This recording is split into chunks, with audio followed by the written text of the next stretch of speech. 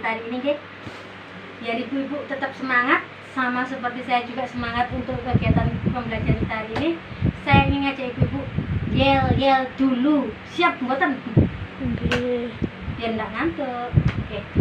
Jadi ya udah Bu, nanti nyenantirkan saya, nggih. Gini. Anak sakit jangan panik.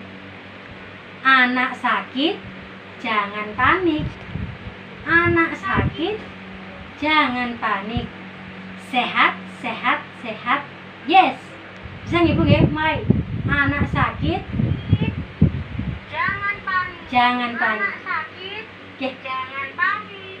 Anak sakit jangan panik. Sehat, sehat, sehat. Yes. Ayo Bu, kita sama-sama nggih. 1, 2, 3. Anak sakit jangan panik. Anak sakit jangan panik. Anak sakit jangan panik. Sehat, sehat, sehat. Yes. Yes.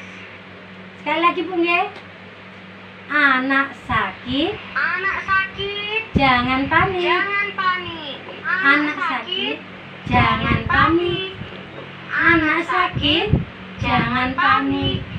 Sehat, sehat, sehat. Yes. Terima kasih ibu-ibu semuanya. Luar biasa ibu-ibu ini. Tetap semangat ya Bu, biar enggak ngantuk, demi anak-anak kita juga. Ya.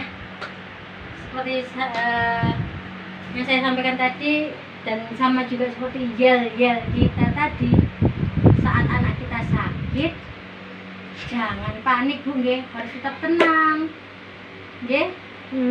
Tidak boleh panik, tetap tenang, harus penuh dengan ketenangan. Ya, seperti itu. Karena kalau kita sudah panik Bu, kasihan anak-anak kita juga, sudah anak-anaknya sakit, orang tuanya panik nggih. Ibu-ibu, saya ingin menanyakan sesuatu pada ibu-ibu nggih. Di sini ibu-ibu siapa yang anaknya pernah sakit? Ada Bu, anak saya yang sakit. Oh, anaknya Bu Siti sakit.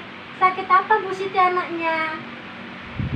Sakit demam Bu, diare juga. Lalu diberi apa Bu anaknya Bu? Saya berikan aja obat di warung Bu, daripada saya pusing. Oh, ada lagi enggak di sini yang anaknya sakit ibu-ibu? Iya Bu, anak saya juga pernah sakit. Sakit apa anaknya Bu Santi? Gak tahu Bu, muntah-muntah begitu, mungkin masuk angin Bu.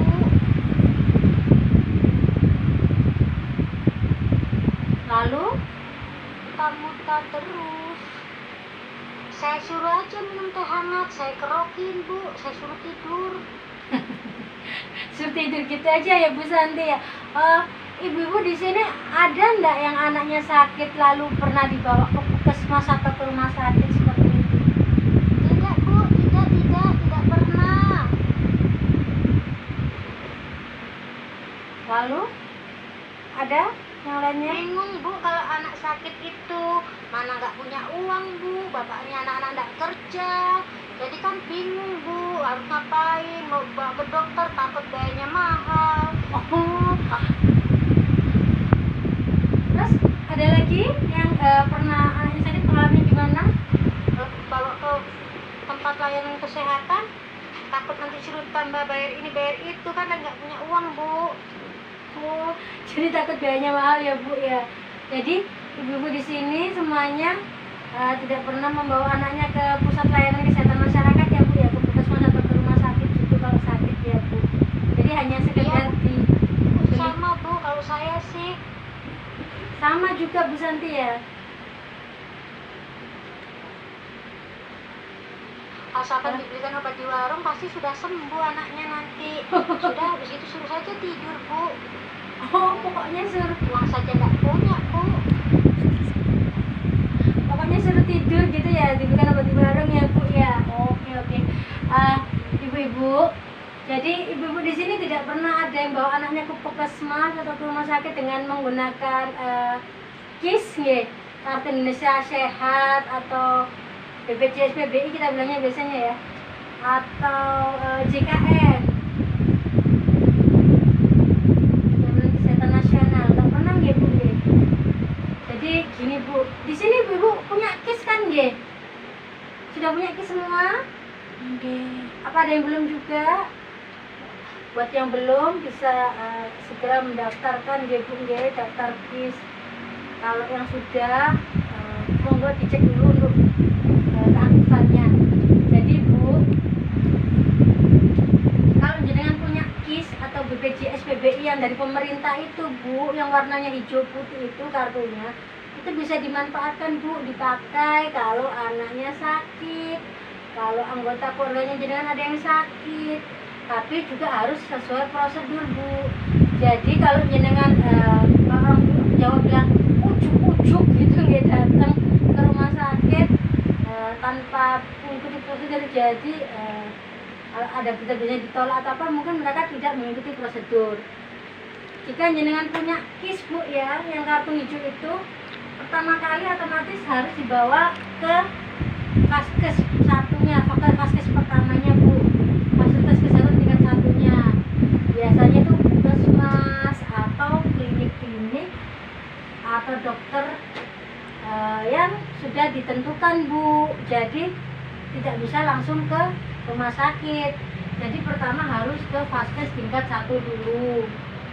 Jadi nah ini Bu, ini saya punya alur atau dan Bu nggih, kalau jenengan seandainya anaknya ada yang sakit atau keluarga yang sakit, mau dibawa ke pusat layanan kesehatan masyarakat dengan menggunakan KIS. Jadi jenengan harus punya KIS dulu nggih. Nah, pertama harus dibawa ini Bu, Vaskes tingkat 1 seperti yang saya sampaikan tadi, ke puskesmas atau ke klinik atau ke dokter atau rumah sakit kategori D sesuai dengan fasilitas kesehatannya tingkat pertama yang tertera di kartu BPJS. Jadi setiap kartu itu sudah ada Bu, Vaskes satunya di mana. Misalkan saya nggih, kalau saya Vaskes 1 saya itu di klinik Bu, namanya Klinik Gunung Sari.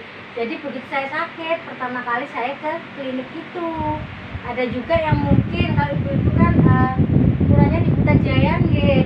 Jadi Vaskes satunya Puskesmas Putrajaya. Nah, setelah jenengan dari Vaskes 1, jika memang Vaskes 1 ini tidak bisa nggih, tidak bisa menangani anak jenengan, akan dirujuk ke Vaskes tingkat 2 BPJS yang telah ditentukan. Jadi tidak bisa langsung masuk rumah sakit itu, jadi tetap harus ada rujukan. Jadi jika perlu dirujuk ke rumah sakit atau ke Vaskes tingkat 2-nya, pelayanan kesehatan tingkat 2-nya, jadi harus membawa surat rujukan Bu, Vaskes tingkat 2 BPJS, yaitu rumah sakit umum daerah tersebut. Jadi kalau Surabaya ini mungkin bisa ke RS Suwandi nggih. Dari puskesmas ke Suwandi. Jika memang diperlukan rujukan atau penanganan yang lebih detail, itu akan dirujuk ke Vaskes tingkat.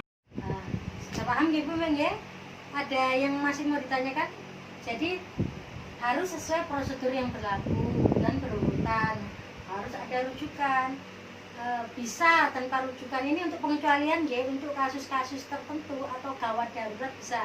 Jadi bisa masuk langsung ke rumah sakit, tapi Bu nggih melalui unit gawat darurat. Jadi memang untuk kondisi darurat saja itu surat rujukannya bisa menyusul. Tapi untuk kondisi-kondisi yang biasa masih memerlukan pemeriksaan yang harus masuk ke poli, itu prosedurnya tetap Bu harus menggunakan rujukan. Jadi dari Vaskes tingkat 1 jika perlu dirujuk, jadi sudah setelah mendapatkan pemeriksaan dari dokter Vaskes tingkat 1 dan memang harus dirujuk, baru bisa dirujuk ke Vaskes tingkat 2 dengan membawa surat rujukan dari Vaskes tingkat 1. Itu pun selanjutnya hanya untuk kasus-kasus tertentu dan urgen atau darurat itu bisa masuknya, tapi melalui UGD atau IRD, darurat kunjung. Ada pernah dulu adik saya juga seperti itu Bu, jadi dia sakit ginjal bocor Bu, kalau saya sebutnya gitu. Kalau bahasa kedokterannya sindrom apa gitu, sindrom nefrotik kalau nggak salah nggih, sindrom nefrotik gitu. Nah sebenarnya ginjalnya jadi cairannya tuh ke seluruh tubuh Bu, menyebar dan badannya sampai membengkak besar sekali. Dia sudah melakukan perawatan di RSUD Sidoarjo, sudah 3 kali mungkin keluar masuk rumah sakit beberapa bulan gitu. Akhirnya dia masuk ke dokter Sutomo. Jadi di RSUD Sidoarjo tidak ada perkembangan Bu, dan adik saya itu badannya semakin membesar begitu. Terus sama suaminya karena melihat kondisi istrinya yang mengkhawatirkan, jadi cairannya sampai keluar merembes ke kulit. Jadi adik saya yang normalnya itu berat badannya sekitar 45 kilo, 49 kilo Bu, waktu itu sampai 90 kiloan. Jadi sisanya sebetulnya itu air, cairan. Itu sama suaminya langsung dibawa ke UGD-nya Dr. Sutomo, harus sudah Dr. Sutomo, dari Sidoarjo langsung ke Surabaya melalui UGD, lalu dilakukan penanganan. Tapi ya gitu, rujukannya menyusul hanya untuk kasus-kasus tertentu. Itu bisa rujukannya menyusul. Dan kalau untuk pelayanan ke poli kesehatannya untuk pemeriksaan tetap harus menggunakan rujukan dari Vaskes 1. Ada yang ditanyakan lagi Bu atau sudah cukup? Nah, sudah cukup nggih? Ampun nggih.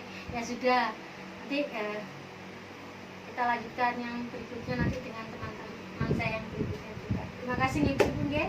Assalamualaikum warahmatullahi wabarakatuh.